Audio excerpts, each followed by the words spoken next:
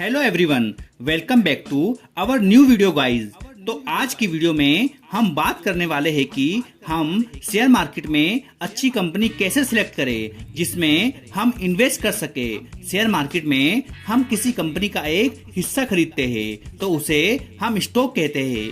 तो एक अच्छा स्टॉक खरीदने से पहले हमें ये पता होना चाहिए कि स्टॉक कितने टाइप के होते हैं। तो बेसिकली स्टॉक 3 प्रकार के होते हैं। First large cap stock, second mid cap stock, third small cap stock. Large cap stock वो होते हैं जिनकी मार्केट कैपिटलाइजेशन बड़ा होता है। लार्ज कैप में ज्यादातर ब्लू चिप कंपनी के स्टॉक आते हैं जो वेल एस्टेब्लिश्ड होते हैं और जिनका मार्केट कैपिटलाइजेशन 25,000 करोड़ से ऊपर होता है, वो लार्ज कैप में आते हैं। इन स्टॉक में लो रिस्क होता है लेकिन लो रिटर्न भी मिलता है। जैसे एग्जांपल के लिए HDFC, TCS, रिलायंस ये कंपनी लार्ज कैप में आती है। अब बात करते हैं mid cap stock. Mid cap stock में मीडियम साइज की कंपनी आती है। इन स्टॉक में लार्ज कैप स्टॉक से रिस्क हाई होता है लेकिन प्रॉफिट भी हाई होता है। इनका मार्केट कैपिटलाइजेशन 5,000 करोड़ से 25,000 करोड़ के बीच होता है। इनका लार्ज कैप स्टॉक के अकॉर्डिंग ग्रोथ के काफी हाई चांस होते हैं। अब आते हैं small cap stock. Small cap company की मार्केट में सबसे कम वैल्यू होती है। इसमें स्मॉल साइज की कंपनी होती है जिनकी मार्केट कैपिटलाइजेशन 5,000 करोड़ के अंडर होती है और फ्यूचर में ग्रोथ करने के चांस इनके अधिक होते हैं। यह एक स्टार्टअप कंपनी होती है इसलिए इसमें हाई रिस्क होता है लेकिन प्रॉफिट भी हाई होता है। अब हम बात करते हैं कि अच्छे स्टॉक को सिलेक्ट करने के लिए किन किन बातों का ध्यान रखें। पहला पॉइंट कि उस कंपनी का बिजनेस मॉडल हमें पता होना चाहिए कि वो कंपनी करती क्या है, क्या प्रोडक्ट या सर्विस प्रोवाइड करती है और आगे आने वाले भविष्य में क्या वो चलेगा।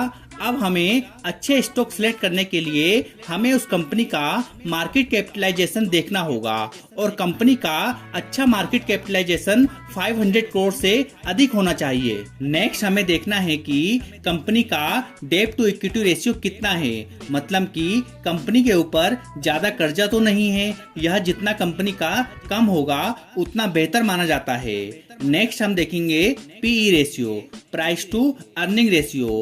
अब पीई रेशियो होता क्या है?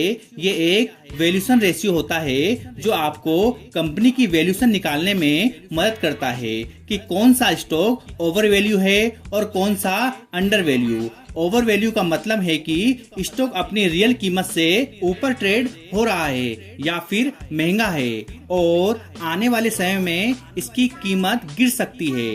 अंडर वैल्यू का मतलब है कि स्टॉक अपनी रियल कीमत से नीचे ट्रेड हो रहा है या फिर सस्ता है और आने वाले समय में इसकी कीमत बढ़ सकती है।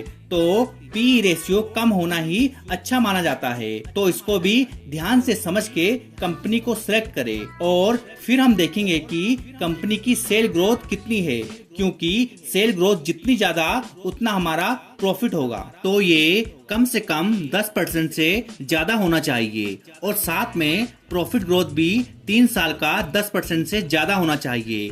और कुछ कॉमन पॉइंट है जैसे कि कंपनी की ब्रांड वैल्यू कैसी है, कंपनी की न्यूज पॉजिटिव है या नेगेटिव, और हमें डाइवर्सिफिकेशन का जरूर ध्यान रखना है। हमें एक सेक्टर या एक स्टॉक में पूरे पैसे इन्वेस्ट नहीं करने हैं, हमें अपने पोर्टफोलियो को डिफरेंट सेक्टर में इन्वेस्ट करना है। लास्ट ऑफ ऑल हमें करना है कंपनी का टेक्निकल एनालाइज। अगर आपको कंपनी का टेक्निकल एनालाइज करना नहीं आता है तो इस वीडियो में आप कमेंट कर सकते हैं, हम नेक्स्ट वीडियो उस पर बना देंगे। और इसके साथ हमें प्रमोटर होल्डिंग जो कि 40% से ज्यादा होनी चाहिए। प्रमोटर होल्डिंग अगर आपको नहीं पता तो इसका मतलब ये है कि जो उसके फाउंडर है उसकी खुद की होल्डिंग कितनी है। अगर प्रमोटर होल्डिंग कम होती दिख रही है तो कंपनी के खुद के फाउंडर अपने शेयर सेल कर रहे हैं और आने वाले समय में कंपनी को बहुत बड़ी प्रॉब्लम फेस करनी पड़ सकती है। और वहीं